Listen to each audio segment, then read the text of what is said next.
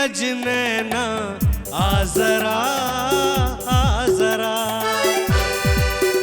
तेरी लाज का घूंघट खोल दूं, खोल दूं, जाने मन तू है कहाँ, ओ मेरी, ओ मेरी, ओ मेरी शर्मिली, आओ ना, तरसाओ ना। कॉमेडी के वीडियोस देखने के लिए हमारे चैनल को लाइक और सब्सक्राइब करें।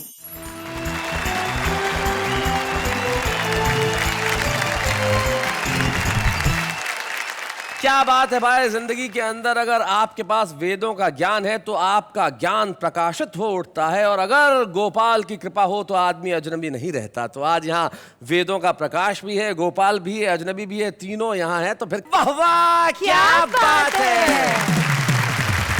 तो बताइए किसे बुलाया जाए कविता पढ़ने के लिए? ये जो है ना, ये मतलब कौन? ये जो थोड़े से रोलू पोलू से क्यूट से हैं। ये वाले जी। इनका नाम नहीं ले सकती? जी नाम तो ले सकते हैं, पर क्या है ना, भारतीय संस्कृति की परंपरा है। हे भगवान, आपको मालूम है भारतीय संस्कृति में किसका नाम नहीं लिया जाता? नहीं नहीं, आप वो बेचारा सुनिए ऑलरेडी तो। 2 बच्चों का बाप है, मरवाओगे तुम इसे। अरे भारतीय संस्कृति उसके अलावा भी काफी सारी शिक्षा देती है। जैसे अजनबियों का यूं नाम नहीं लेते, उनसे फटक से बात नहीं करते। हो आप अजनबी से बात नहीं करना चाहती, लेकिन अजनबी की बात सुनना जरूर चाहती हाँ। है। जरा आइए अपनी बातें सुनाइए, वरना आपके घर में आतंक हो सकता है। आइए आइए।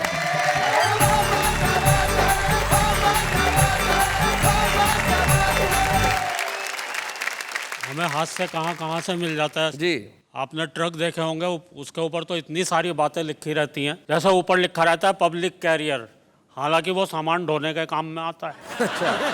पीछे लिखा रहता है बुरी नजर वाले तेरा मुंह काला, इसलिए मैं सभी ट्रकों को बड़ी अच्छी नजरों से देखता हूँ। वैसे मुझे पता है ट्रकों को अच्छी नजरों से कोई भी नहीं देखता। हाँ। मैं तो जब बाजार से निकलता हूँ मुझे लगता है सबके मुंह काले हैं, जरूर किसी ट्रक को बुरी नजरों से देखा हो। पर एक बात मेरी समझ में नहीं आती जी। ये ट्रक वगैरह तो अफ्रीका में भी चलते होंगे।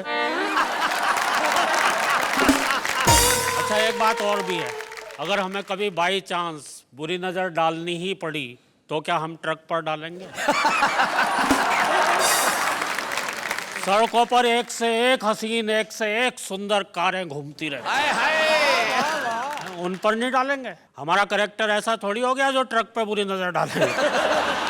पता नहीं क्या क्या लिखते रहेंगे, ट्रकों के पीछे लिख देंगे देखो मगर प्यार से। ओहो। एक दिन मैं एक ट्रक को पूरे 1.5 घंटे तक देखता, मुझे एक भी चीज ऐसी नजर नहीं आई जिसे प्यार से देखा जा सकता।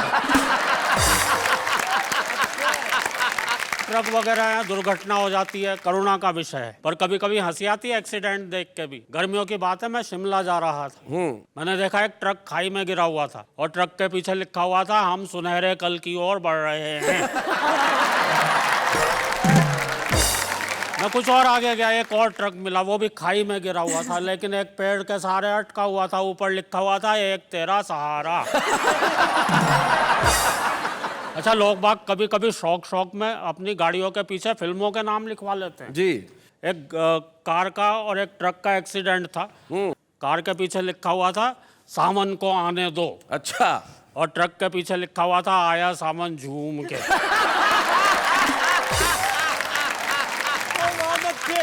आपने रेलों में बहुत यात्राएं की होंगी। जी। मुझे तो ध्यान है एक जगह एक जंगल में ट्रेन 4 घंटे खड़ी हो गई। एक व्यक्ति बोर हो गया, ड्राइवर के पास गया, बोले ड्राइवर साहब मैं इस जंगल से फूल तोड़ के ले आऊं? ड्राइवर साहब बोले अबे तुझे इस जंगल में कहीं फूल नजर आ रहे हैं? वो व्यक्ति बोला जी फूल तो नजर नहीं आ रहे पर मेरे पास बीज हैं। आप जब तक गाड़ी चलाएंगे इनमें से फूल भी निकल आएंगे। एक बार मैं एक भीड़ भरी रेल में चढ़ा तो मेरे साथ क्या क्या हुआ जी कि एक दिन हम भारी भीड़ भरी भारतीय रेल में चढ़े क्या चढ़ाए गए। कई कंधों पर धरकर भीतर सरकाए गए। हाँ। भीड़ का ये हाल था, मत पूछिए कमाल था। फर्श पर भी आदमी थे, सीट पर भी आदमी थे, बर्थ पर भी आदमी थे, और तो और छत पर भी आदमी थे। वो तो रेल वालों ने इससे ऊपर कोई जगह ही नहीं बनाई, वरना आदमी वहां भी होते भाई। कौन जाने किस पर पड़ा था, आदमी से आदमी सटा खड़ा था। अच्छा। सब एक साथ सांस ले रहे थे, एक साथ सांस छोड़ रहे थे। जो भी सांस लेने में जरा गड़बड़ा जाता था उसे फौरन एक धक्का लग जाता। बहुत अच्छे। हमारे बगल वाली महिला का बच्चा रो रहा था और पीठ हमारी थपथपाई जा रही थी। और इतनी जोर जोर से थपथपाई जा रही थी कि हमें भी रुलाई आ रही थी। एक व्यक्ति ऊपर बैठा हुआ मूंगफली चबा रहा था और छिलके धीरे धीरे हमारे कान को कूड़ेदान समझ के उसमें सरका रहा था। हमारे पीछे वाले व्यक्ति ने शायद न्यूटन का गुरुत्वाकर्षण का सिद्धांत ही नहीं पढ़ा था, इसलिए अपना पूरा का पूरा संदूक अपने सर पर ही लिए खड़ा था। हमारे बगल वाले दूसरे व्यक्ति ने शायद न्यूटन को कुछ ज्यादा पढ़ रखा था, इसलिए आधा संदूक हमारे कंधे पर धर रखा। रेल में भीड़ इस कदर थी भाई कि हाथ को मुंह तक भी नहीं देता था दिखाई। एक भद्र महिला ने तो हद ही कर दी जब उसने अपने बच्चे की दूध की बोतल ही मेरे मुंह में हमारे बगल वाली महिला का बच्चा अब भी रो रहा था, हमारी पीठ अब भी थपथपाई जा रही थी। और तो और वो साथ साथ लोरी भी गा रही थी, सो जा मोहन प्यारे सो जा। इतनी पिटाई के बाद मैंने खुद को ही मोहन समझा, मैं खड़े खड़े ही सो गया। जब मेरी आंख खुली तो एक व्यक्ति ने मुझसे कहा, भाई साहब आज तो ट्रेन हवा से बातें कर रही है। हाँ। मैंने कहा क्यों मजाक करते हो भाई, ट्रेन तो बड़ी धीरे धीरे चल रही है। वह बोला आज हवा भी तो बिल्कुल नहीं चल रही है। एक जगह ट्रेन ने 8 घंटे का समय गुजार डाला तो एक नए नए दूल्हे से बर्दाश्त नहीं हुआ वो गड़बड़ घोटाला। फौरन जाकर ड्राइवर से बोला, भाई साहब अगर आप गाड़ी इसी तरह से चलाते जाएंगे तो हम तो अपने स्टेशन पर अपनी दुल्हन और शायद एक आध बच्चे समेत ही उतर पाएंगे। एक व्यक्ति बोला, भाई साहब मेरे मामा के फूफा जी ने मुझे कल ही एक कंपनी में नौकरी दिलवाई है, वो परसों मुझे आगरे में ज्वाइन करवाएंगे। दूल्हा बीच में ही चिढ़कर बोला, वहाँ तो आप रिटायरमेंट के टाइम ही पहुँच पाएंगे। और उस ट्रेन के लेट होने की बात आपको क्या क्या बतलाएं, क्या क्या समझाएं। हम ऐसी ही एक ट्रेन से उतरकर सीधे आपके इस कार्यक्रम में आए हुए हैं और आप विश्वास मानिए हम आपके पहले वाले एपिसोड के बुलवाए हुए हैं। बहुत बहुत धन्यवाद।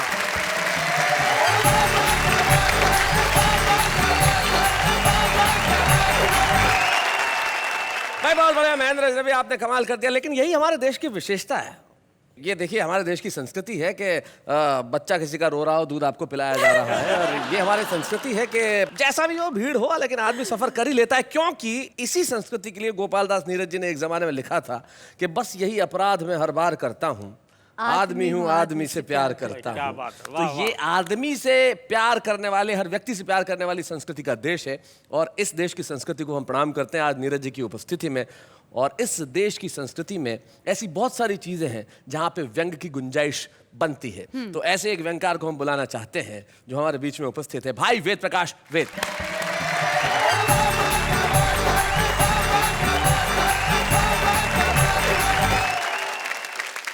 महेंद्र भाई ने बहुत बढ़िया कविताएं आपको सुनाई, ट्रक की यात्रा करवाई जी, बाद में फिर रेल की यात्रा करवाई, ऐसे में जबकि डीजल के दाम बढ़ रहे हैं। मैं तो आम आदमी की बात करता हूँ, आपको एक साइकिल की यात्रा कराता हूँ जिसमें कोई खर्चा नहीं है। जी जी जी। जाते हुए को आती हुई नजर आ गई। अच्छा। साइकिल डायरेक्ट टकरा गई। लड़की बोली, संभलते संभलते देखकर भी नहीं चलते। हाँ। लड़के ने कहा, लगता है तुम्हें दिमाग से बिल्कुल ही लाचारी है। अरे बावली, ये टक्कर देखकर ही तो मारी है। बहुत अच्छे। और इसी गोत्र की एक कविता और सुनिए। लड़का लड़की के चक्कर में रोजाना 6 मील से आता था। अच्छा। उसकी मेहनत के लिए आप लोग तालियां बजाएं। हाँ, मेहनत के लिए 6 मील। आपकी तालियां बजनी बहुत जरूरी इसलिए भी है कि आपकी तालियां हमारे लिए 7वें सिलेंडर का काम करती हैं आजकल। वाह वाह वाह। लड़का लड़की के चक्कर में रोजाना 6 मील से आता था, उसे छेड़ता था और एक ही गाना गाता था। अच्छा। तेरे घर के सामने एक घर बनाऊंगा। लड़की को ये बातें बिल्कुल भी नहीं पछती थी, वो ऐसी वैसी बातों से बचती थी। सो मरती क्या ना करती, एक दिन डरती डरती अपने बाप को सारी बातें बता बैठी। बाप की मूछें गुस्से में ऐठी, बर्बाद होना उसकी किस्मत में है लिखा। अब कभी गा दे ये गाना दोबारा तो कहना घर बनाने की छोड़, तू खाली प्लाट लेकर ही दिखा। 2 लाख रुपए गज का भाव है मेरी कॉलोनी में, पूरा का पूरा खप जाएगा, प्लाट के बदले खुद नप जाएगा। क्या बात है, वाह वाह वाह। और यदि हो ही जाए कोई अजूबा, पूरा कर ही ले वो अपना मंसूबा, तो बेटी तू भी निसंकोच उसको वर लेना, एक झटके में शादी कर लेना, क्योंकि वो लड़का जीवन के किसी भी स्तर पर फेल नहीं है। घर बनाना आज के जमाने में कोई हंसी खेल नहीं है। वाह वाह वाह वाह, बहुत अच्छे, बहुत बड़े। मुझे घर से अपनी एक घर बार वाली कविता याद आ गई जी, वो मैं आपको सुनाता हूँ। असल में क्या होता है, कई बार आदमी गलत संगत में फंस जाता है। मुझसे ज्यादा ये कौन समझेगा कि आदमी गलत संगत में कैसे फंसता है। इन्होंने मेरे दिल की बात कितनी अच्छी तरह बयां की। क्या बात है। वो आदमी गिरता पड़ता हुआ घर पहुंचा। अच्छा, अगले दिन पत्नी ने पूछ लिया, कल कहाँ से इतनी पी कर आया था? बोला कुछ नहीं, कल मैं गलत संगत में फंस गया। पत्नी ने पूछा किनके साथ बैठ लिया? बोला हम 4 दोस्त थे, 1 बोतल थी, 3 पीते नहीं थे। 4 जा रहे थे एक मुर्दे को कब्रिस्तान में लेकर, एक का पांव एक कब्र के ऊपर पड़ गया तो दूसरे ने टोक दिया। बोला अरे देख के चल, नीचे मुर्दा है। पहले वाला बोला फिर ऊपर भी हमने कौन सा वर्ल्ड कप उठा रखा है।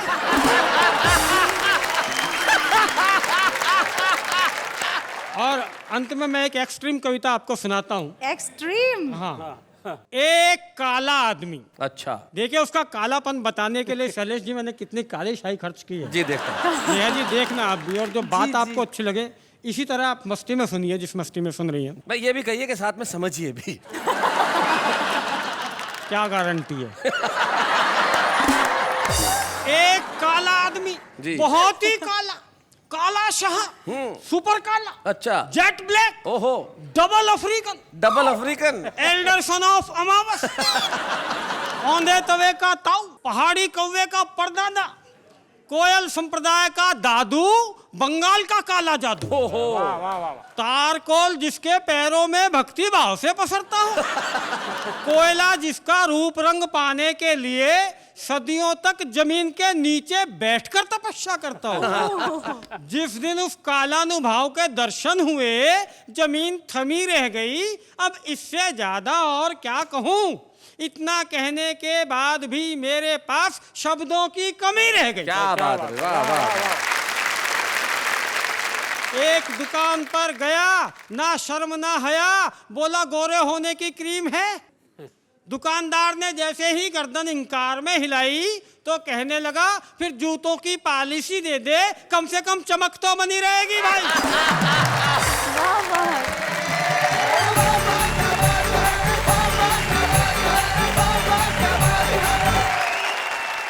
मैं तो कहती हूँ इनको अभी कोई पोएट्री में चैलेंज नहीं कर सकता। नहीं कर सकता, बिल्कुल नहीं कर सकता। वैसे आपने कभी किसी को चैलेंज किया? हाँ मैंने किया था। किसे? मेरी टीचर को, क्योंकि मेरे टीचर ने मुझे चैलेंज कर लिया था। बोले तुझ में हिम्मत है तो 100 में से 80 नंबर ला के दिखा। मैंने कहा ऐसी बात? मैंने बड़ा चैलेंज दिया, मैं सारी कॉपी खाली छोड़ के आया और मैंने कहा आप में हिम्मत है तो पास करके दिखाऊंगा। जीवन में कुछ क्षण ऐसे होते हैं जब रोमांच अपने चरम पे होता है। जिंदगी में ईश्वर सबको सब कुछ दे, लेकिन इंतजार की घड़ियां न दे। लेकिन माफ कीजिएगा, ये इंतजार तो हम ही ने आपको कराया, इसके लिए हम माफी चाहते हैं। मैं जानता हूं आप किसका इंतजार कर रहे हैं।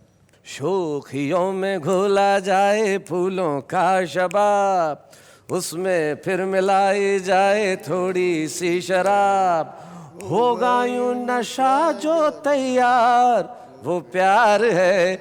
इतना लोकप्रिय गीत जो किशोर दा ने गाया, एस डी बर्मन साहब ने संगीतबद्ध किया, लेकिन यकीन मानिए ये इतिहास का क्षण है, वो बंद सुनना जो किसी भी रिकॉर्ड में नहीं है। और हमें गर्व है कि आज वो गीत के बंद हमारे पास है, जिस प्रोग्राम का नाम है वाह वाह क्या बात है।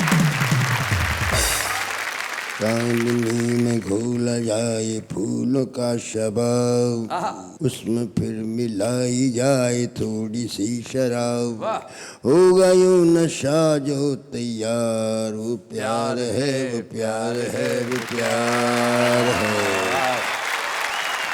आधी रात जूहू पर उतर कर रहा हो चांद जम्मुकांग, और वहीं टहल रखी हो फूल तितलियों की गोरी बाहें थाम। क्या बात है। ऐसे वक्त आता है जो ज्वार, वो प्यार है, वो प्यार है, वो प्यार है। हाथ में ले दर्द की कलम, आंसुओं में स्वप्न घोल घोल, लिख रही हो पाती पी के नाम, जब कोई कली लटों को खोल। क्या बात है। तब जो छेड़ता है दिल के तार, वो प्यार है, वो प्यार है, वो प्यार है। क्या बात है।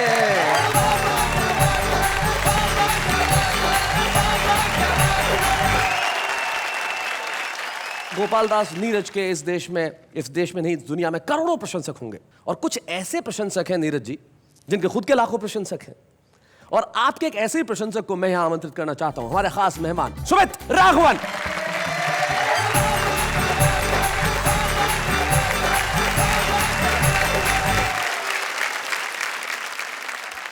ये वाकई में मेरी खुशकिस्मती है कि आज वाह वाह क्या बात है कि इस एपिसोड में मुझे बुलाया गया जहां पर नीरज जी हैं, तो ये मेरी खुशकिस्मती है। मैं फिर एक बार नीरज जी आपको शत शत प्रणाम करूंगा। सुमित, आप तो खुद भी अच्छा गाते हैं, क्यों ना इन्हीं के गाने से शुरुआत करें कुछ।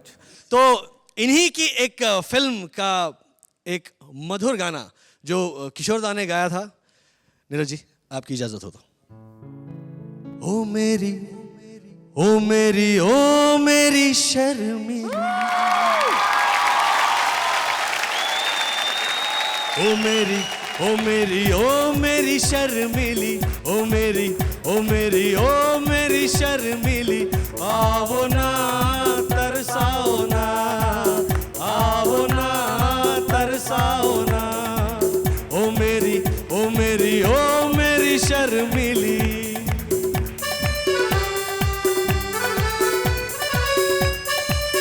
ओ नीरज नैना आ जरा, आ जरा,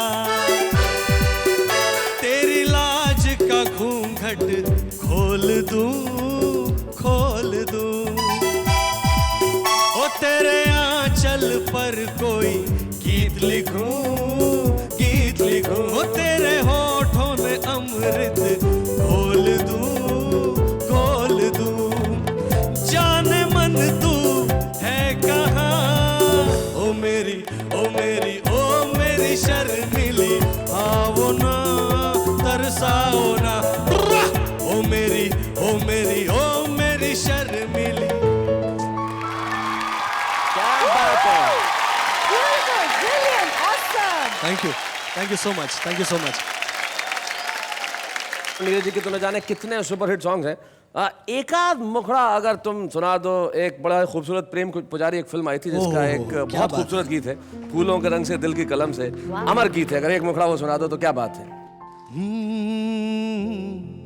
फूलों के रंग से दिल की कलम से तुझको लिखी रोज पाती, कैसे बताऊं किस किस तरह से पल पल मुझे तू सताती, तेरे ही सपने लेकर के सोया, तेरी यादों में जागा, तेरे ख्यालों में उलझा रहा यूं जैसे कि माला में धागा।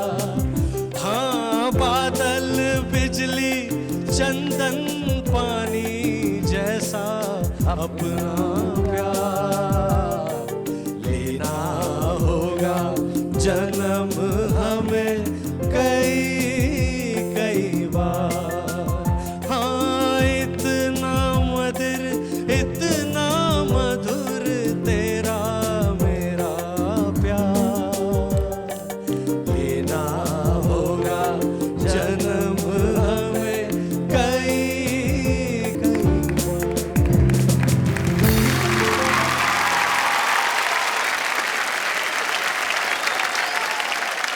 नीरज जी, सुमित ने आपके खूबसूरत गाने को इतना खूबसूरत ढंग से गाया, क्या कहना चाहते हैं आप सुमित के लिए? ये कहना चाहता हूँ कि शायद मैं नहीं गा पाऊँगा ऐसा दिनों का लिया। किशोर कुमार की याद मुझे आ गई। जी। एक बार घटना घटी कि मैं गया तो उनका नियम ये था कि रोज़ मेरे पास गाड़ी आती है सुबह 9 बजे। तो एक दिन गाड़ी नहीं आई, मैं पहुँच गया 10 बजे। तो ऊपर दरवाज़ा खोल दिया उसने।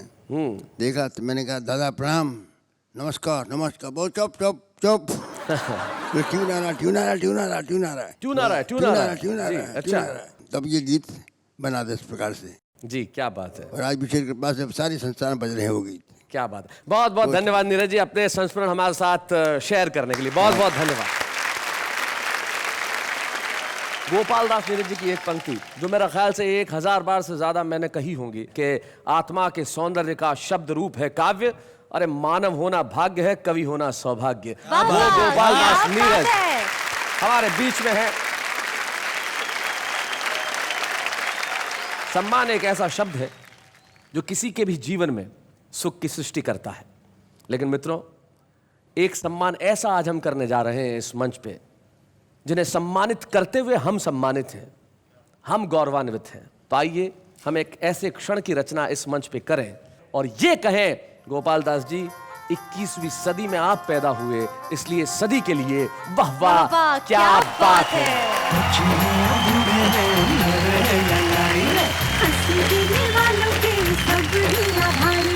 कविता सुनाने वाले अब सबके साथ हैं। बाबा क्या बात है, बाबा क्या बात है। खुशी शायद छोटा लफ्ज होगा जब मैं ये कहूं कि मुझे बड़ी खुशी है कि हम लोगों ने नीरज जी को सम्मानित किया। ये एक ऐसा क्षण है जैसे शब्दों में नहीं बांधा जा सकता। लेकिन नीरज जी के सम्मान के वक्त एक साक्षी और है जो नीरज जी के जीवन की शायद सबसे खूबसूरत कविता है। शशांक प्रभाकर जो नीरज जी के पुत्र यहाँ है, मैं चाहता हूं वो इस मंच पे हमारा साथ दें।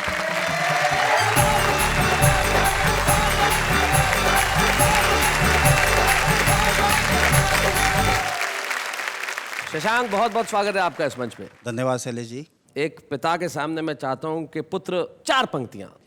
कि मौत तो मैंने इस मुट्ठी में दबा रखी है। हाँ। कि मौत तो मैंने इस मुट्ठी में दबा रखी है और ये जिंदगी गीतों में सजा रखी है। कोई तलवार मुझे काट नहीं सकती है, मेरे माथे पे मेरे माँ बाप की दुआ रखी। क्या बात है, वाह वाह वाह वाह। वाह वाह। नीरज जी, हालांकि आपने अपनी कविताएं सुना ही दी है, पर फिर भी आप समक्ष बैठे हैं तो मन नहीं भर रहा। कुछ और सुनाइए please. Please please please please Neeraj ji please. अब तो मजहब कोई ऐसा भी चलाया जाए जिसमें इंसान को इंसान बनाया जाए। क्या बात है। तो मजहब कोई। नीरज जी कहते हैं कि अब तो मजहब ऐसा कोई चलाया जाए जिसमें इंसान को इंसान बनाया जाए। और नीरज जी, आपने तो वो मजहब चला रखा है, कविता का मजहब। कविता इंसान को इंसान बनाती है और कविता का मजहब आम आदमी को किस तरह एक दूसरे से जोड़ता है, आइए देखते हैं। तुम्हारी अदाओं पे मैं वारी वारी, sir please dial 123 for balance inquiry.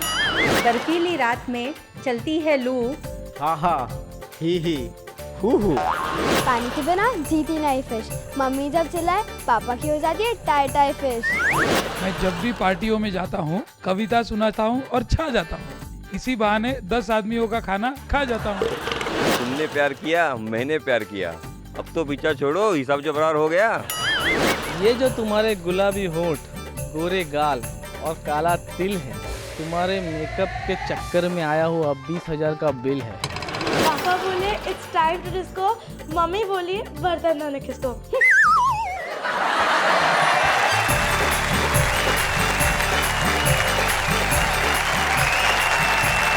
वाह वाह, क्या बात है, क्या कमाल के लोग हैं। मैं तो कहती हूँ इनमें से कई लोग यहाँ आके कविता पढ़ सकते हैं। हाँ हाँ बिल्कुल पढ़ सकते हैं, उन्हें पढ़ना चाहिए भी। भाई छुपे रुस्तम तो हर जगह। और ऐसे ही एक छुपे रुस्तम को आज हम इस वाह वाह क्या बात है के मंच पे बुला रहे हैं, जो मध्य प्रदेश के एक बेहद छोटे से गांव अखोदिया मंडी में रहते हैं, गोविंद राठी।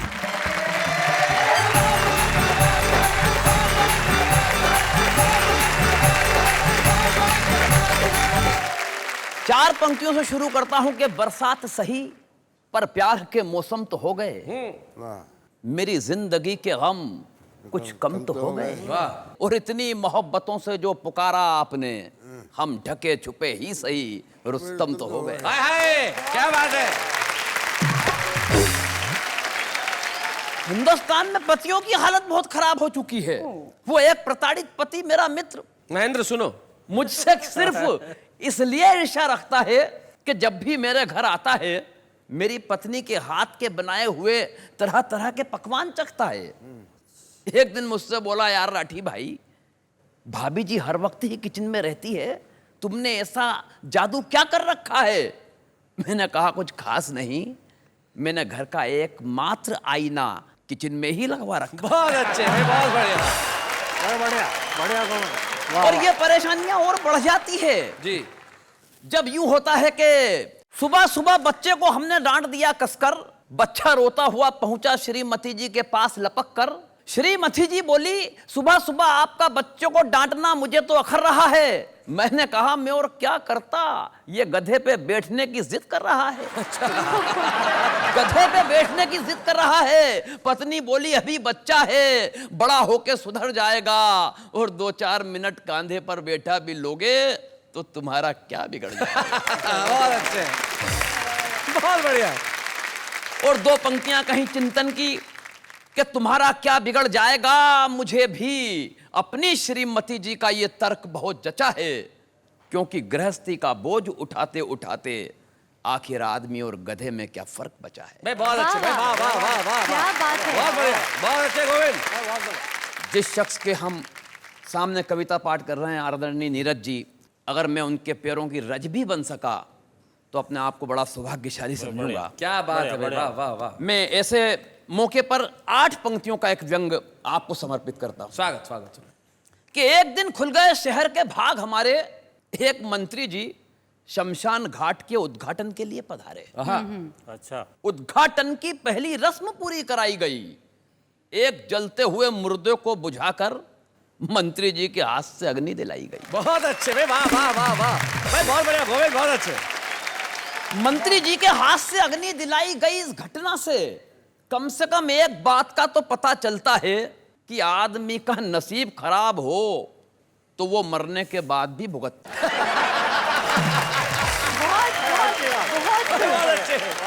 आदमी का नसीब खराब हो तो वो मरने के बाद भी भुगतता है। पंडित जी ने कहा, श्रीमान कृपया क्या इस दिशा में आकर अग्नि दिखाएंगे?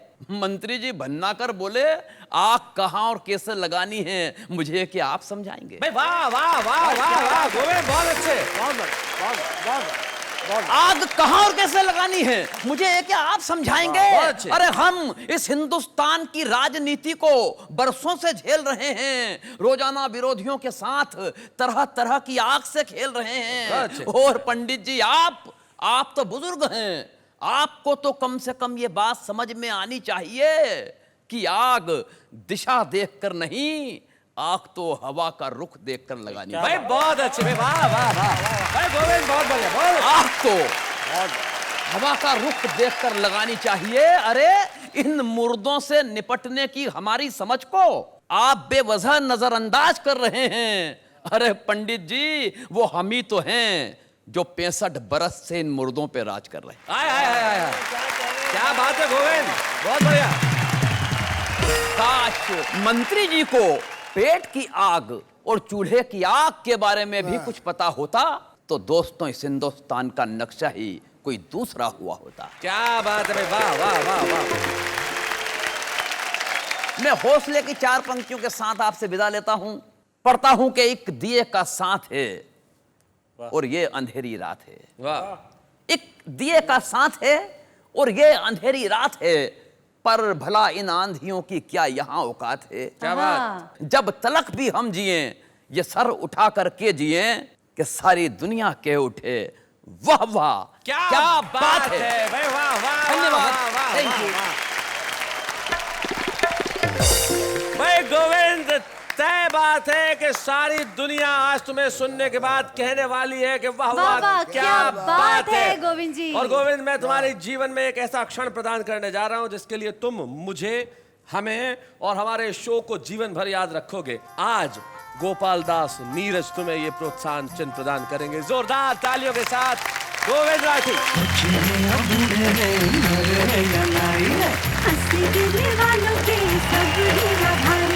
कविता सुनाने वाले अब सबके साथ हैं। बाबा क्या बात है, बाबा क्या बात है। कॉमेडी के वीडियोस देखने के लिए हमारे चैनल को लाइक और सब्सक्राइब करें।